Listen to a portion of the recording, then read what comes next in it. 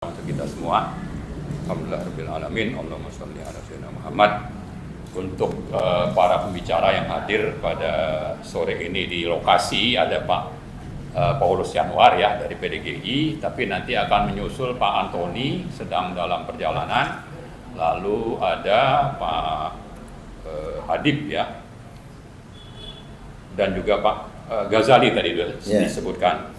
Nah, saya sedikit menyampaikan bahwa acara ini terselenggara atas kerjasama teman-teman dari UI Watch, ada IRES, ada Forkom ya, Forum Dokter Peduli Ketahanan Kesehatan Bangsa, dan untuk teman-teman yang meliput ya secara online melalui kanal-kanal YouTube itu ada One Kawan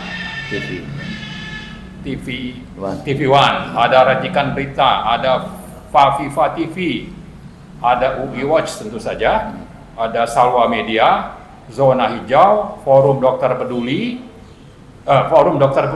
Ketahanan seperti saya sebutkan tadi, kemudian Ekonomi Politik, Suara Keadilan, dan yang ke-10 Omlim Official. Omlim yang memandu acara kita pada sore ini. Sedikit sebagai latar belakang, kita mencatat ya isu tentang rencana pembentukan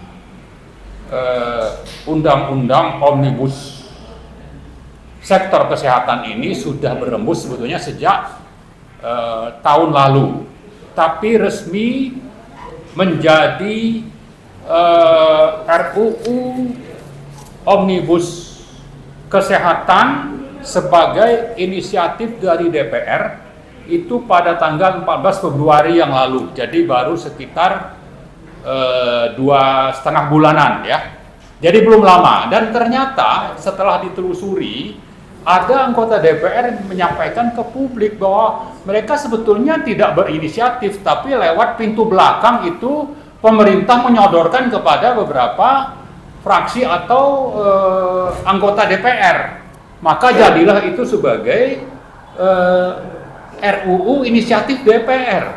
Nah, di sini kita catat sebenarnya ada masalah apa ini? Kok sampai seperti itu? Berarti ada kepentingan politik oligarki yang lebih dominan dibanding kepentingan rakyat.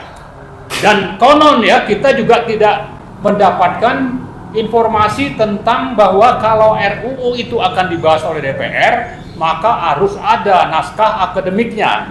Nah, ini belum ada sebetulnya. Ini catatan pertama. Kemudian yang kedua, kita bisa mengatakan bahwa penyusunan atau pembentukan RUU ini bisa menjadi mempunyai status sebagai cacat formil ya, yang memang kita juga mencatat ini terjadi pada Undang-Undang Cipta Kerja, kemudian Undang-Undang IKN, dan juga Undang-Undang Corona. Sebetulnya itu semuanya punya masalah cacat formil, termasuk Undang-Undang Minerba ya, yang sudah menjadi Undang-Undang Nomor 3 2020 merubah Undang-Undang 4 2009. Itu juga sebetulnya cacat formil. Tapi saya kira kita sudah paham ya, rezim ini memang sudah bersatu antara apa yang terjadi di eksekutif, di legislatif maupun di yudikatif, sehingga meskipun secara kasat mata itu cacat formil, oleh MK diloloskan saja.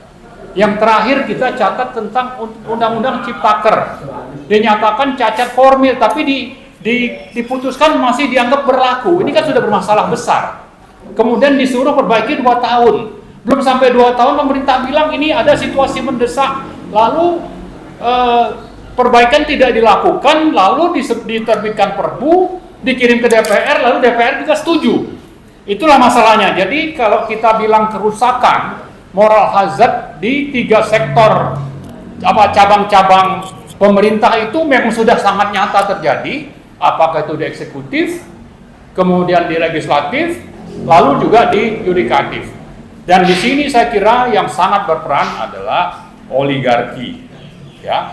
Kemudian catatan berikutnya, ternyata memang untuk pembentukan Omnibus Law kesehatan ini rakyat hanya dijadikan sebagai objek oleh rezim oligarki untuk berburu rente, untuk memanfaatkan mengambil keuntungan bisnis dari sektor kesehatan, tapi sekaligus juga untuk melanggengkan kekuasaan. Bagaimana kekuasaan bisa langgeng? Karena memang dari sektor kesehatan ini hanya dari BPJS saja itu ada dana sekitar 150-an triliun. Kalau kita catat di APBN tahun lalu, kalau tidak salah tahun ini sekitar 150 triliun. Jadi ratusan triliun ini ternyata ada juga review terhadap penggunaan BPJS. Ternyata 40% itu masuk ke pemilik rumah sakit. Kemudian 40%-nya itu masuk ke industri alat kesehatan dan obat-obatan. Hanya 20% yang masuk ke layanan jasa medis. Artinya 80% ini sebetulnya masuk ke sektor yang kaitannya dengan bisnis di sektor kesehatan, dan tentu saja ini memang dikuasai oleh sejumlah oligarki yang memang punya jaringan rumah sakit dan juga farmasi di Indonesia ini, dan sudah berlangsung lama, dan dengan begitu akan mudah bagi mereka untuk mengendalikan ketiga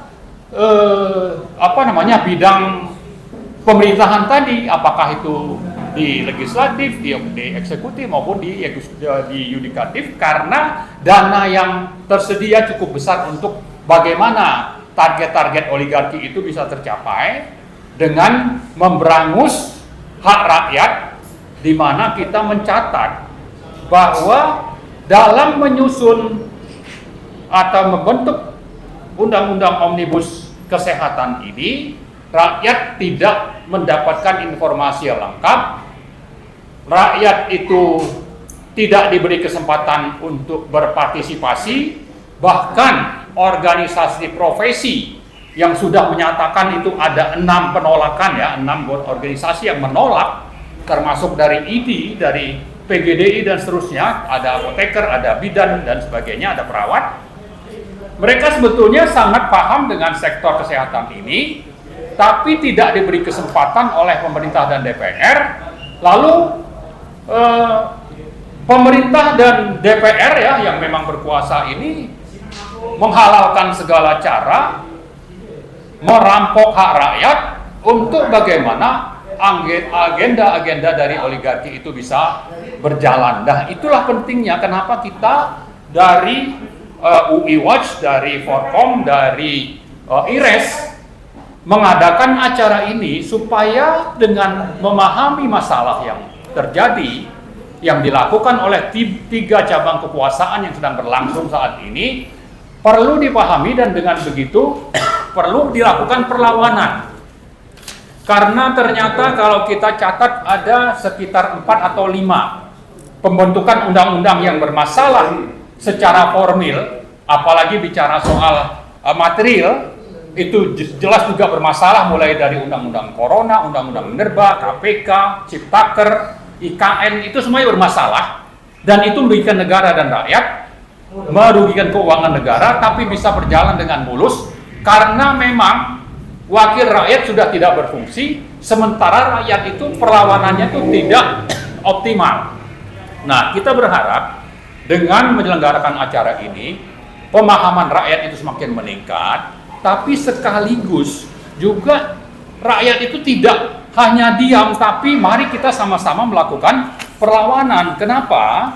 Karena salah satu yang kita catat adalah bahwa sebetulnya bicara kesehatan ini bicara tentang hak dasar yang dijamin oleh Undang-Undang Dasar yang dirampas untuk kepentingan oligarki, kepentingan bisnis oligarki, dan juga untuk kepentingan asing. Ini adalah hak rakyat untuk mendapatkan pelayanan dasar dari sektor kesehatan yang dijamin konstitusi, dan di sana ada 2 pasal dalam konstitusi itu yang menjamin hak rakyat tersebut yang ingin dikebiri. Dan karena itu tadi saya ulang lagi, mari pahami masalahnya, mari kita sama-sama melakukan perlawanan, dan kita ingin supaya undang-undang ini tidak segera selesai sebagaimana sudah mereka canangkan dan mereka sudah jalankan seperti terjadi pada Undang-Undang Minerba, dibahas hanya 3 bulan, Undang-Undang IKN dibahas hanya 30-an hari, ya, kemudian Undang-Undang Ciptaker yang sudah ditolak MK tapi dipaksakan untuk tetap berlaku melalui penerbitan Perpu. Jadi sangat-sangat nyata rezim ini sebetulnya sudah mengangkangi konstitusi Pancasila, tapi DPR-nya juga diam saja. Sebetulnya sudah sangat pantas ya Presiden Jokowi itu dimakzulkan dengan melanggar konstitusi yang sudah begitu nyatanya. Tapi karena memang semuanya sudah bersatu, yang melakukan penegakan hukum di sektor yudikatif juga tidak melakukan apa-apa, lalu rakyat juga diam saja, maka ini bisa terulang untuk sektor kesehatan ini. Nah, nanti bisa saja sebagian dana yang dibelanjakan untuk sektor kesehatan itu berasal dari APBN, tapi ada juga yang dari iuran dari masyarakat. Ya, bahkan di APBN pun itu memang APBN-nya datangnya dari kita juga. Jadi kalau kita lihat siapa yang akan menerima nikmatnya, itu adalah para pengusaha, oligarki, dan penguasa yang akan mendapatkan keberlangsungan kekuasaan. Nah, tapi di sisi lain rakyatlah yang akan dirugikan meskipun itu dari APBN, uang APBN itu datangnya dari rakyat juga.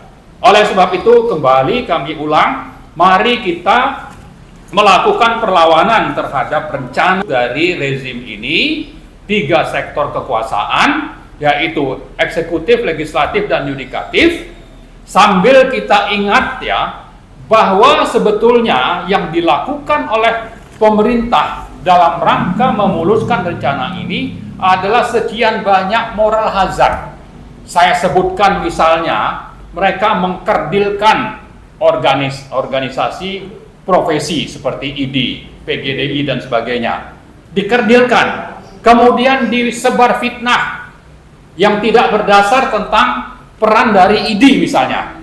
Kemudian juga ada pemecah belahan internal dari dokter dan profesi yang ada. Dipecah belah untuk dengan begitu nanti agenda dari oligarki bisa tetap berjalan. Ini sudah merupakan kegiatan yang bernuansa sangat syarat dengan moral hazard yang dilakukan oleh rezim ini. Makanya karena itu kita ingatkan yang namanya Presiden Jokowi, kita ingatkan juga yang namanya Pak Budi Gunadi Sadikin. Saya kenal beliau waktu beliau masih aktif dalam upaya membeli saham Freeport, yang waktu itu dinyatakan bahwa ini akan menguntungkan Indonesia. Ternyata ya setelah pemerintah menguasai 51% saham, itu yang mengendalikan tetap Freeport. Padahal kita punya saham mayoritas. Lalu pembeli juga lebih mahal sekitar 2 miliar dolar. Ini sebetulnya ada sesuatu di balik Budi Gunadi Sadikin ini sehingga bisa jadi Menkes. Ya, tapi karena rezimnya berkuasa, dengan pembukaan ini sebetulnya saya sudah membahas cukup banyak. Tapi intinya sebetulnya untuk menjelaskan kepada publik, ini adalah masalah besar, ada kejahatan sistemik, ada pelanggaran konstitusi Pancasila, maka mari kita sama-sama lawan dalam rangka pembentukan undang-undang omnibus law di sektor kesehatan. Saya kira itu saja, lebih kurang saya maaf. Wabillahi taufiq wal hidayah. Waalaikumsalam warahmatullahi wabarakatuh. Waalaikumsalam warahmatullahi wabarakatuh. Saudara